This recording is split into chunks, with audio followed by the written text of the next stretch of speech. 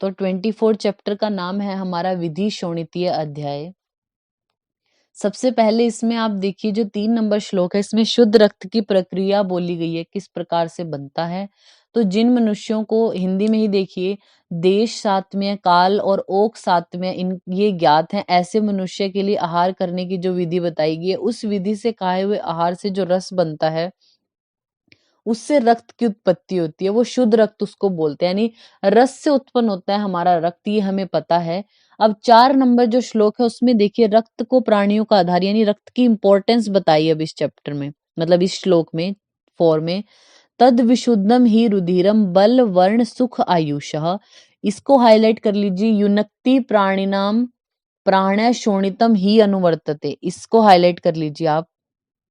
यानी जो हमारे प्राणी हैं उनका प्राण रक्त का ही अनुसरण करते हैं, ऐसा बोला गया है।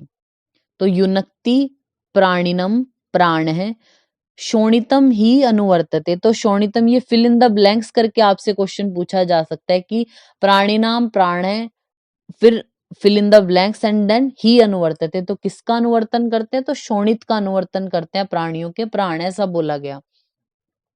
विमर्श की जो है वो सेकंड लाइन में लास्ट में देखिए आचार्य सुश्रुत क्या बोलते हैं रक्त के बारे में। तेषाम क्षय वृद्धि क्षोणित निमित्ते, तेषाम मतलब धातुओं की क्षय वृद्धि वो बोलते हैं कि रक्त के निमित्त ही होती है। फिर उन्होंने 5th लाइन में देखिए जो हमारा 21 नंबर जो चैप्टर था वहां पे उन्होंने जो शोणित है उसको चतुर्थ दोष स्वीकार किया था कि वात पित्त ये तो होते ही है, हमारा रक्त भी चौथा दोष है। तो 6th लाइन है जो विमर्श की, उसमें सुश्रुत के अकॉर्डिंग श्लोक है देहरस्य रुधिर मूलम, देह है जो उसका मूल कौन है, रुधिर, रुधिरणेव धार्यते, देह का धारण भी रुधिर कर रहा है। तस्माद यत्नेन संरक्षम रक्तम जीव इति स्थिति, यानी इसको यत्न पूर्वक किसी रक्षा करनी चाहिए क्योंकि रक्त से ही जीव की स्थिति बताई गई है। ये पहले रक्त की बता दी कि प्रक्रिया कैसे बनती है, रक्त की इंपॉर्टेंस क्या है, कैसे बन रहा है, ये बता दिया। अब 4, 5 और 6 नंबर जो श्लोक है यहाँ पे बताया गया कि रक्त की दुष्टि क्यों होती है। तो जो पित्तवर्धक निदान है वो सारे वैसे ही आएंगे कि तिल, क्षार, अम्ल, इन द्रव्यों का, कटु द्रव्यों का, उष्ण द्रव्यों का ज्यादा सेवन। 6 नंबर जो श्लोक है उसकी सेकंड लाइन में देखिए आप, पिंडालु मूलक आदि नाम हरिता नाम च शर्वशः, जो पिंड आलू हैं उसको बोला गया, जो जो पिंड आलू है उसका ज्यादा सेवन करते हैं, यानी आलू को ही बोलते हैं। मूली का ज्यादा सेवन करता है और जो हरित वर्ग के द्रव्य हैं उनका ज्यादा सेवन करता है, उनको बोला गया है। फिर आप नेक्स्ट पेज पे आइए, 8 नंबर जो श्लोक है उसमें सेकंड लाइन में देखिए 8 नंबर श्लोक की, भुक्त्वाम दिवा प्रस्वप्ताम को आपने हाईलाइट किया, यानी खाना खा के दिन में और दिन में सो गया पेशेंट खाना खाते ही, तो इसकी वजह से भी रक्त की दुष्टि होती है। 9 नंबर श्लोक में देखिए अत्यादानम तथा क्रोध, क्रोध से रक्त की दुष्टि होती है। भजताम च आतप अनिलों को आपने हाईलाइट किया कि जो आतप का यानी जो धूप है और अनल है जो वायु है उसका ज्यादा जो है वो सेवन कर रहा है उसको।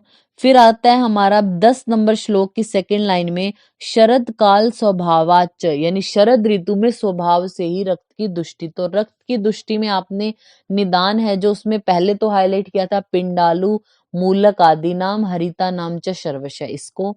फिर भुक्त्वाम दिवा प्रस्वप्ताम को हाईलाइट किया, फिर भजताम च आतपानिलो, फिर उसके बाद शरद काल स्वभाव, इन कारणों से जो रक्त है वो क्या हो जाता है, प्रकुपित हो जाएगा, दुष्ट हो जाएगा। अब आते हैं रक्तज रोग कौन से हो जाएंगे अगर वो कुपित हो गया। तो देखिए आप 11 नंबर श्लोक में शोणितजाम रोग कौन से हैं। फर्स्ट लाइन में लास्ट में पूती घ्राणस्य गंधिता, इसको अंडरलाइन आपने जस्ट करना है, जो आपको बोलेंगे हाईलाइट करने को वो करना बस।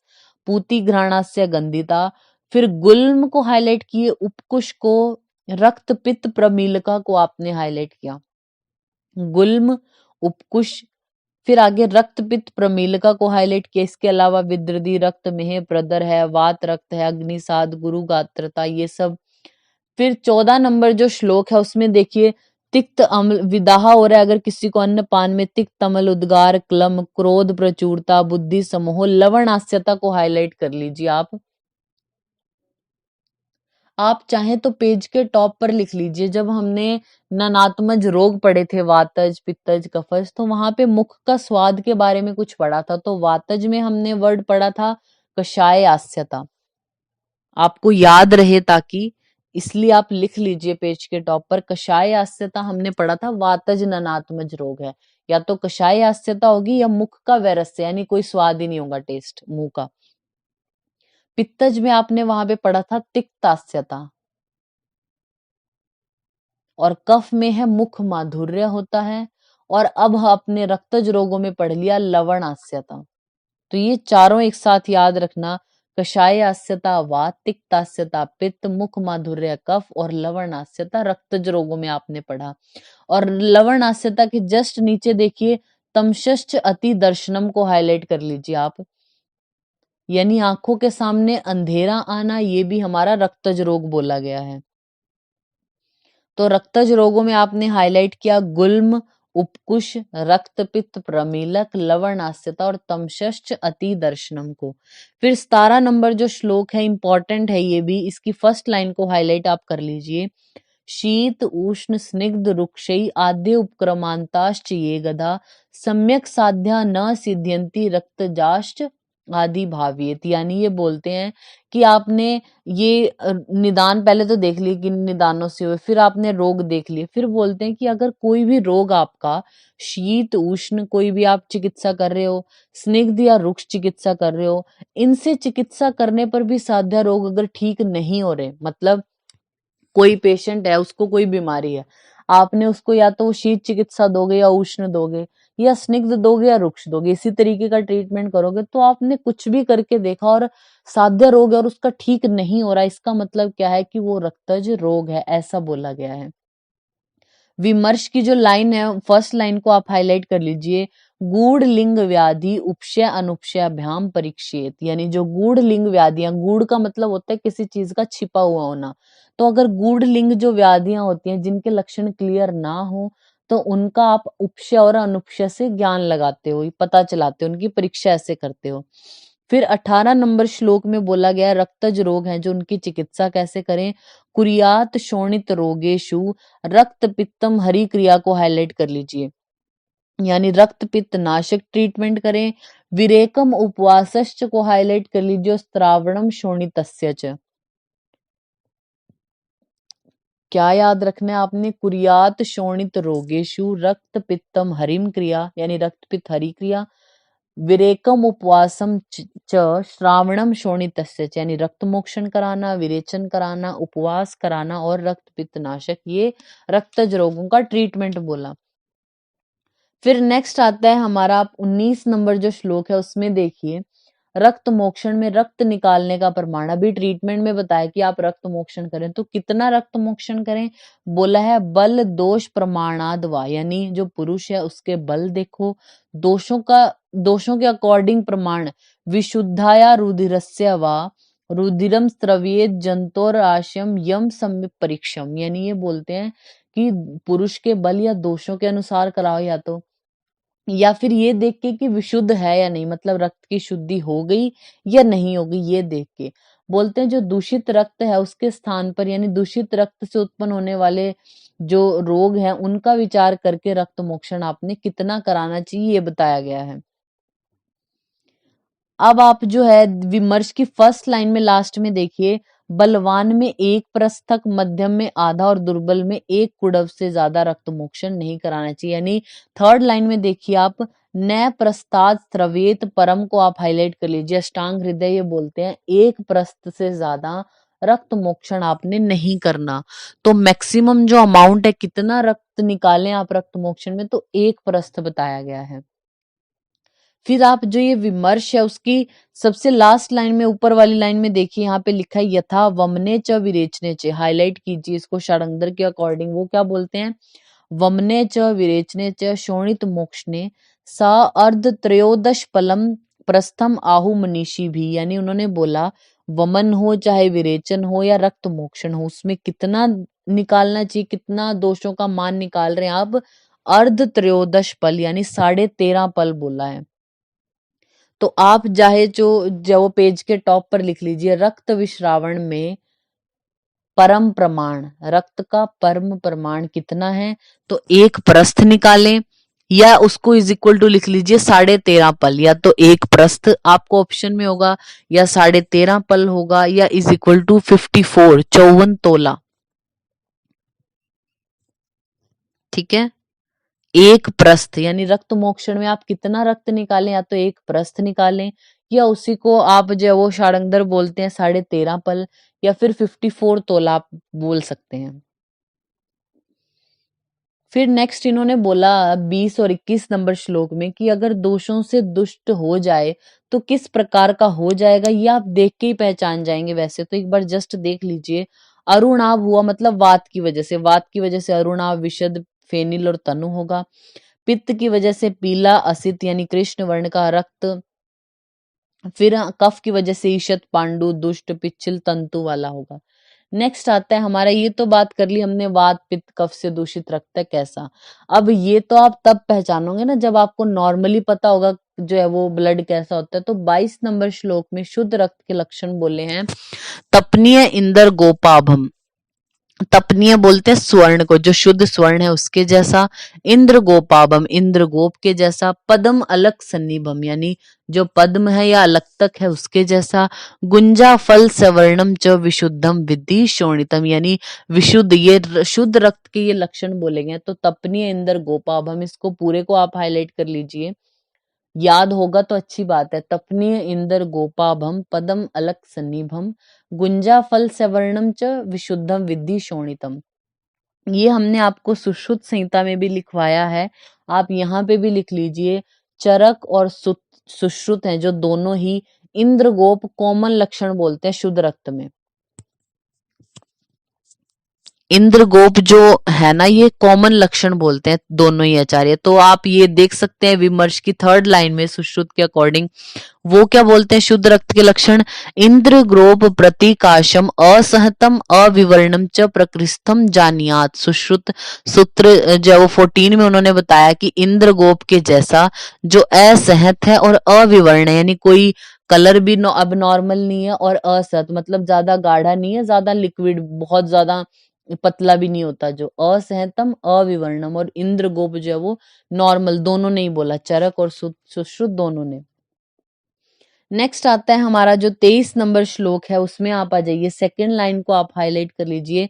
तदा शरीरम ही अनवस्थितम अस्रिक अग्नि विशेषण च रक्षितव्य। इतना हाईलाइट किया आपने इस लाइन को।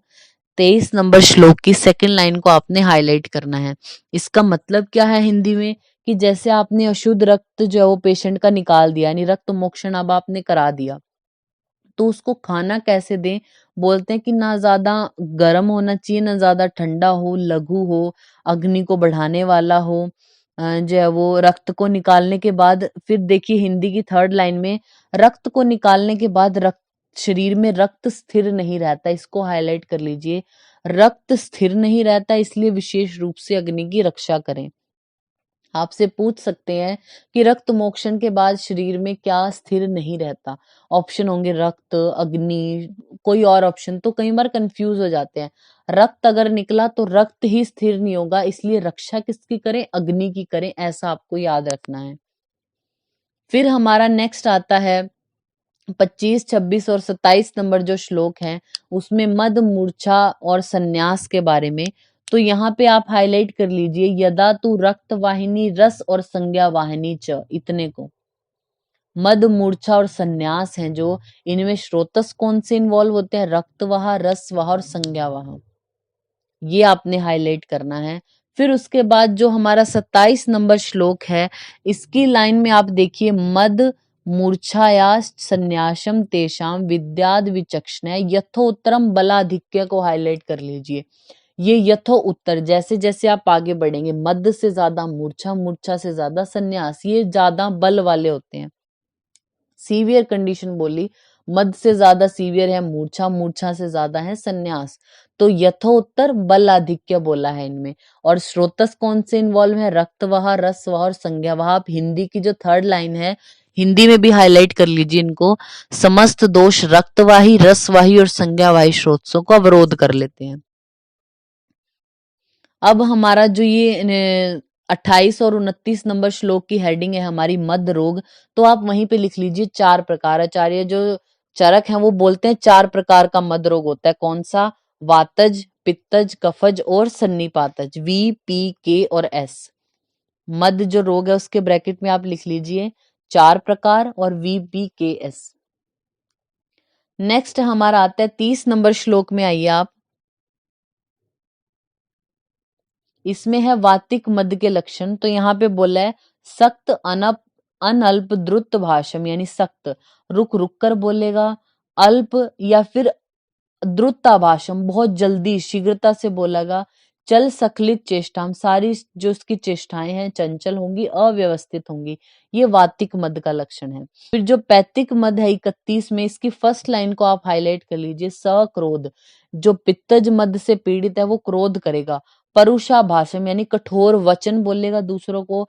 संप्रहार कली प्रिय यानी खुद को भी प्रहार यानी दूसरों को भी प्रहार करेगा, और कली प्रिय यानी लड़ाई झगड़ा ज्यादा अच्छा लगेगा उसको, पित्तज मद वाले को। तो ये आपने फर्स्ट लाइन हाईलाइट की पित्तज वाले की। नेक्स्ट है हमारा श्लेष्मिक मद 32 नंबर श्लोक में। इसका फर्स्ट वर्ड हाईलाइट के लिए स्वल्प असंबंध वचन, कम बोलेगा, स्वल्प मतलब कम बोलेगा, असंबंध बिना मतलब कोई रिलेवेंस वर्ड बोलेगा ही नहीं वो। और लास्ट वर्ड हाईलाइट कर लीजिए पांडुम प्रध्यान तत्परम, पांडु वर्ण हो जाएगा, और प्रध्यान तत्परम यानी हमेशा कुछ ना कुछ चीज सोचता ही रहेगा, ध्यान में ही रहेगा, कफज मद का जो हमारा पेशेंट है। तो पैथिक की आपने फर्स्ट लाइन को हाईलाइट किया, कफज वाली में आपने याद रखना है पांडु प्रध्यान तत्परम और स्वल्प और असंबंध वचन बोलेगा। फिर हमारा आता है सन्निपातज जो मद है उसमें सेकंड लाइन को आप हाईलाइट कर लीजिए, जायते शाम्यति क्षिप्रम मदो मद मदाकृति। आप अगर हिंदी देखें, इसकी हिंदी समझे तो सन्निपातिक मद का स्वरूप बोला कि जिसमें वात पित्त कफ ये अलग अलग लक्षण जो बताएं वो सभी लक्षण हो। और आगे देखिए हेडिंग है मद का स्वरूप, वे सभी प्रकार के मद विकार मदिरा पीने से जो नशा होता है उस स्वरूप वाले होते हैं, शीघ्र ही उत्पन्न हो जाते हैं। जायन्ते शाम्यति क्षिप्रम, जायन्ते उत्पन्न भी जल्दी होंगे और शीघ्र ही अच्छे हो जाएंगे। ये है हमारे जो मद से उत्पन्न हो रहे हैं उसको बोलते हैं मद। तो आपको ये लाइन लिख के देंगे, जायन्ते शाम्यति क्षिप्रम मदो मध्य आकृति, इस तरीके से अगर लिख के दें और लिखें ये किसका स्वरूप है। ऑप्शन होगा मध्य का, दूसरा सन्निपातिक मध्य का, तीसरा होगा वातज का, पित्तज कैसे। तो अगर ऑप्शन में हो मध्य का स्वरूप है, सामान्य मध्य का स्वरूप, तो आप उसको टिक करेंगे। अगर मध्य का स्वरूप ना हो ऑप्शन में, तब आप टिक कर सकते हैं सन्निपातिक मध्य को। ठीक है। नेक्स्ट आपने जो है वो 34 नंबर जो श्लोक है उसमें देखिए कि एक तो मदिरा पीने से जो मद उत्पन्न होता है वो अल्कोहल की वजह से वो होता है। दूसरा बोला है मद कृति प्रोक्तो विष जो रोधिरश्च, यानी एक तो विष के सेवन की वजह से और रक्त के दूषित, तो 3 प्रकार से जो है वो मद उत्पन्न होता है। तो मदिरा की वजह से यानी अल्कोहल इनटेक, दूसरा विष के सेवन से, या फिर रक्त की दूषित की वजह से। नेक्स्ट हमारा है 36 नंबर जो श्लोक है, वहां पे हेडिंग है मूर्छा रोग। तो उसके भी आप जो है वो ब्रैकेट में लिख लीजिए 4 भेद है, V, P, K, S, वात पित्त कफ और सन्निपातज। इसकी अब वातिक जो मूर्छा होती है उसके लक्षणों में फर्स्ट लाइन में आप देखिए लास्ट में पश्यश तम प्रविश्यति शीघ्रम च प्रतिबुद्धते, इतना आपने हाईलाइट किया। जब किसी कोई फेंटिंग होती है किसी को, यानी मूर्छा आती है, तो क्या होता है वो ऊपर की ओर देखता हुआ है तो बेहोश होता है ना। तो उसके लिए पहले आप बोलेंगे कि वो आकाश को इन इन कलर का देखता हुआ बेहोश होता है, यानी पश्यस तम प्रविश्यति, यानी ऐसा देखता हुआ तम अंधकार में प्रवेश कर जाता है। शीघ्रम च प्रतिबुद्धते को आपने हाईलाइट किया, बेहोश तो हो गया लेकिन जल्दी उसको चेतना आ जाती है, ऐसा वातज मूर्छा में होता है। और सेकंड लाइन में वेपतु अंग मर्द प्रपीड़ा हृदस्य च को हाईलाइट किया।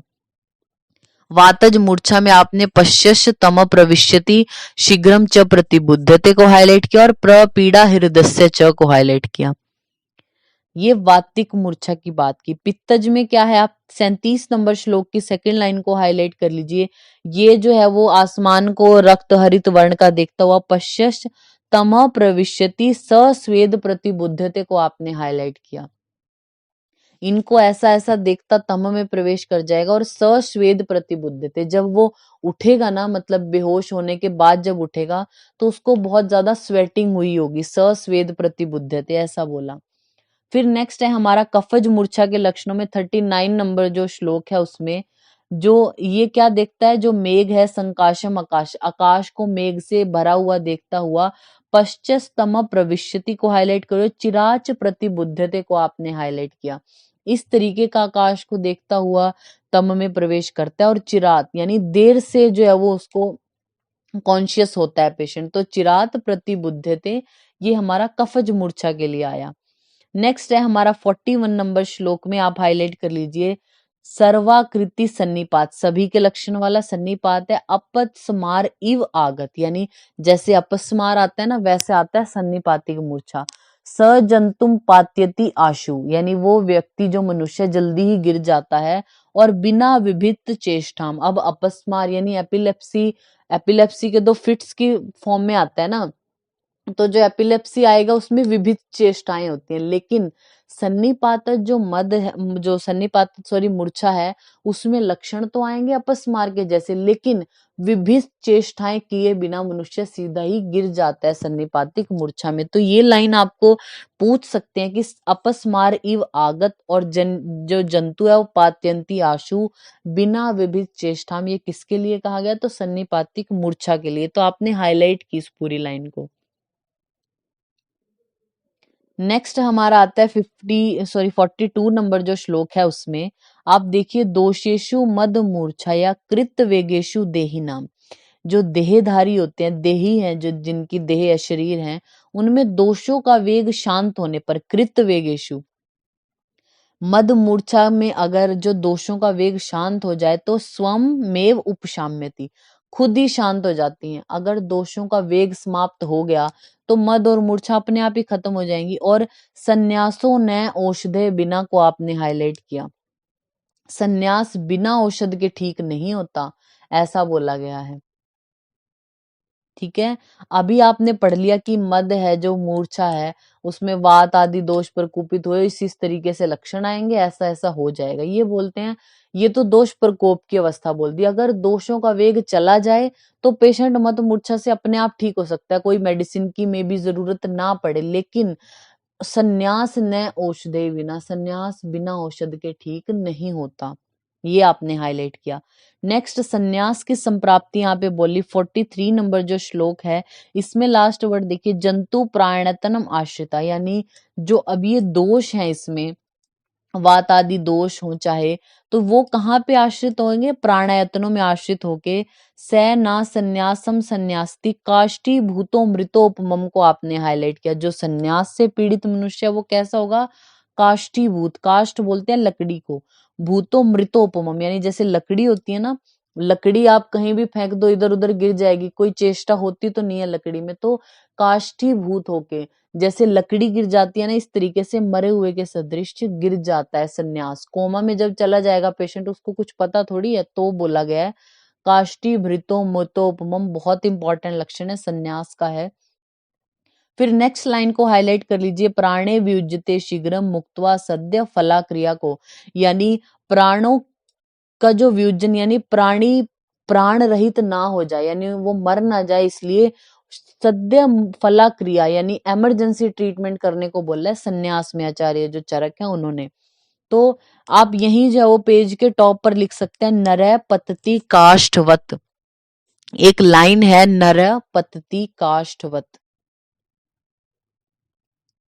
नर पतति काष्ठवत, ये आती है मूर्छा के लिए, सुश्रुत जो है वो बोलेंगे सुश्रुत मूर्छा के लिए। तो आपने लाइन लिखी नरय पतति काष्ठवत, एरो करके लिख लीजिए मूर्छा, और ब्रैकेट में सुश्रुत लिख लीजिए, सुश्रुत बोलते हैं ऐसे मूर्छा के लिए। फिर लिखिए भग्न दारवीव पतति, भग्न दारवीव पतति, भग्न हम लिखते हैं दारवी लिख के और लास्ट में व, दारवीव, भग्न दारवीव पतति, ये चरक आचार्य बोलते हैं मदात्य के लिए। भग्न दारवीव पद्धति, तो याद रखने का क्या तरीका है, भग्न दारवीव, जो है वो दारवी यानी अल्कोहल दारू बोलते हैं ना, तो वो क्या है, मदात्य में आएगा। तो भग्न दारवी पद्धति मदात्य में है। नरह पद्धति काष्ठवत, जो नर है वो लकड़ी के समान हो जाते हैं, तो वो मूर्छा के लिए बोलते हैं सुश्रुत। और संन्यास के लिए, संन्यास मतलब मरने वाली स्टेज आ गई ना, तो काष्ठी भूतो मृतोपमम जो है वो आचार्य चरक बोलते हैं संन्यास के लिए। तीनों एक साथ हम पढ़ते हैं क्योंकि कंफ्यूज ना हो जिसमें हम। नेक्स्ट आप पेज निकाल लीजिए, अब 45 नंबर श्लोक पे आइए।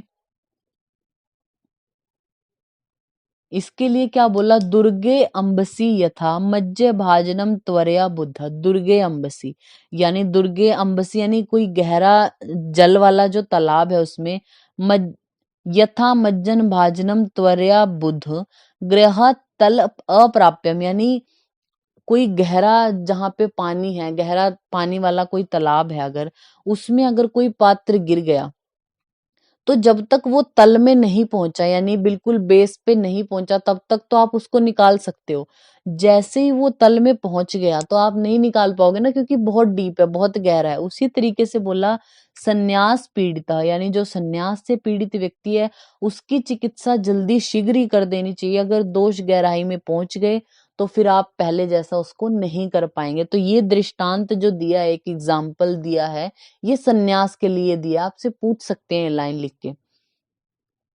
नेक्स्ट है हमारा, अब संन्यास के लिए आप ट्रीटमेंट क्या करें। 47 नंबर जो श्लोक है इसमें आप हाईलाइट कर सकते हैं। अंजन देना है आपने, अवपीड नस्य देना है, धूम प्रधमन सूची भीव तोदनम को आप हाईलाइट कर सकते हैं, यानी सूची है जो, उससे शरीर पर तोदन करना है आपने। शस्तम दाह पीड़ा नखांतरे, दहन कर सकते हैं पेशेंट का। पीड़ा नखांतरे, जो नाखून है उसके बीच में सुई चुभोना या पेशेंट को पेन करना है, मतलब उसको उठाना है आपने, कहने का मतलब। फिर है लुंचनम केश लोमाश, उसके जो लोम है, केश है, बाल है, उनको लुंचन, उनको क्या करना है, नोचना है। दंते दशनव मेव, दांतों से जो है वो काटना है उसके शरीर को। आत्म गुप्ता व घर्षणम को आप हाईलाइट कर सकते हैं कि जो आत्म गुप्ता है हमारा, यानी जो कपी कच्छू है, उसका शरीर पर जो है वो घर्षण करना है। क्या होगा, उससे खुजली होगी ना, तो उसके लिए बोला है। फिर आप विमर्श है, जो विमर्श की 5th लाइन में देखिए, वाग्वट ने बिच्छू से काटने का भी आदेश दिया है। इसमें लास्ट वर्ड देखिए, दशनम वृश्चिकई, विमर्श में लास्ट वर्ड है दशनम वृश्चिकई। वाग्वट बोलते हैं कि आप वृश्चिक दंश का तो ट्रीटमेंट कर लोगे ना, क्योंकि ट्रीटमेंट बताते हैं सभी, लेकिन अब संन्यास के पेशेंट को तो हमने कॉन्शियस करना है, वो किसी भी तरीके से हम करें। तो आचार्य चरक ने ये बता दिया कि अंजन दो, अपीड़ दो, धूम प्रधमन सूची से उसके शरीर पर वो करो, दाह कर्म करो, नखों के भीतर सुई चुभोनी है, उसके बालों को लुंचन करना है, लोमों को खींचना है, दांतों से काटना या आत्म गुप्ता का घर्षण करना। वाग्भट ने वृश्चिक दंश के लिए भी बोल दिया संन्यास के पेशेंट में। फिर आप 50 नंबर जो श्लोक है इसमें बोला गया है, प्रबुद्ध संज्ञम अन्येष लघु बिस्तम उपाचरित, यानी आपने ऊपर ये ट्रीटमेंट किया, जो अगर इससे पेशेंट प्रबुद्ध संज्ञा, अब वो संज्ञा में आ गया, उसको चेतना प्राप्त हो गई, तो उसको आहार कैसा दे, लघु अन्न देना चाहिए। फिर 51, 52, 53 में बताया विस्मापने, यानी विस्मापन कराना, यानी आश्चर्य दिलाना है। स्मरणेष्ट, किसी जो है वो उसकी अच्छी चीज का स्मरण कराना है उसको। प्रिय श्रुति भीरे, जो उसको अच्छा प्रिय चीजें हैं वो चीजें उसको सुनानी है। फिर आप देखिए इसके जस्ट नीचे वाली लाइन में स्रस्तनम, यानी विरेचन कराना, उल्लेखन कराना, धूम अंजन कवल ग्रह इनका प्रयोग, शोणित का अवसेचन, व्यायाम, ये सब कराना है। और इसके 53 की सेकंड लाइन में देखिए, तस्यम संरक्षति ही मन प्रलय हेतु को आप हाईलाइट कर लीजिए। तस्य संरक्षितव्य ही मन, उसके मन को प्रलय हेतु, जो मन को आघात करने वाले जो भी कारण है उनसे दूर रखना है पेशेंट को। ऐसी नहीं कि कोई शॉकिंग न्यूज ऐसी सुना दे कि वो फिर से ऐसी कंडीशन में चला जाए, तो मन के जो प्रलय हेतु है उनसे दूर सुरक्षित रखना है उसको। नेक्स्ट आप देखिए 54 नंबर जो श्लोक है उसमें बोला गया, स्नेह स्वेदनोपन्ना नाम यथा दोषम यथा बलम पंचकर्माणि कुर्वित मूर्छेषु मदेषु च, यानी मद और मूर्छा से जो पीड़ित रोगी है उसमें आप स्नेहन और स्वेदन करा के, यथा दोषम यथा बलम, यानी दोषों के अनुसार और बल के अनुसार उसको पंचकर्म कराएं। फिर उसको ट्रीटमेंट क्या दें, 55 में देखिए आप, अष्टविंशति औषधस्य को हाईलाइट कर लीजिए। 28 औषधियों वाला, 28 औषधियों वाले से एरो करके लिख लीजिए, कल्याणक घृत के लिए बोला गया है, जिसमें 28 ड्रग्स हैं। ऐसा कौन है? कल्याणक घृत है। फिर है तिक्तस्य सर्पिषि, तो तिक्तस्य सर्पि से ऊपर एरो करके लिख लीजिए, कुष्ठ में आया है ये। जो कल्याणक घृत है वो हमारा उन्माद में आएगा। तो 28 औषधियों वाले के ऊपर आपने एरो करके लिखा कल्याणक घृत और ब्रैकेट में लिख लीजिए उन्माद में आता है। तिक्तस्य सर्पि हमारा कुष्ठ में आता है। फिर उसके नीचे देखिए, निचले वाली लाइन में त्रिफलाया, सघृत, क्षौद्र, शर्करा, शिला जतु का प्रयोग। नेक्स्ट लाइन में पिपल्या प्रयोगोपयसा चित्रकस्य व रसायना नाम कौम्भ सर्पी व प्रशस्यते को आपने हाईलाइट किया। कौम्भ सर्पी देना है मद और मूर्छा वाले को, तो कौम्भ सर्पी आपने हाईलाइट किया। नेक्स्ट रक्तावशेष शास्त्राणाम सता सर्वसत्व्या, मनिए मद और जो मूर्छा है उसमें आपने जो है वो कौम्भ सर्पी का प्रयोग किया।